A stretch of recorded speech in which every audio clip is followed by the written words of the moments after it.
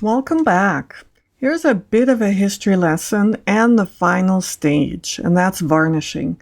You'll get an overview of how to varnish, and that's a super easy step. You will also get a short history lesson. So here we go. Here's the history lesson. Impressionists and post-impressionists were the groups that Monet belonged to, and they moved away from realism. Now, each of them have a lot of variety in their styles. So the first is Van Gogh. And Van Gogh liked thick paint, bright colors.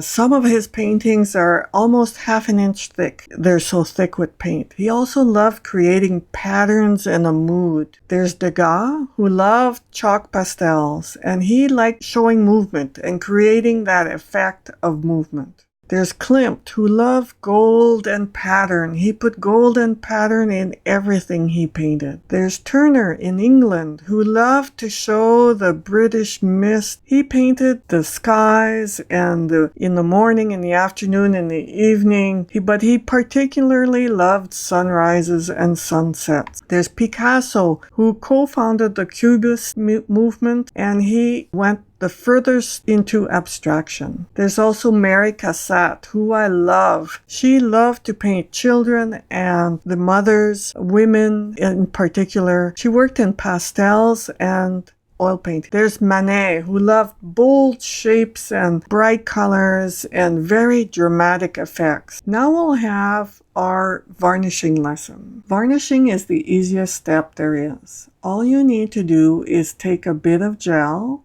and add water to it. So maybe 20% water and acrylic gel. You can buy varnishes if you want, but I tend not to, because quite often what happens is that I change my mind. I want to tweak a certain part of the painting. I can paint over it. If I varnish, quite often I cannot go back over the painting and tweak it. The varnish is the very final layer, and it seals it completely.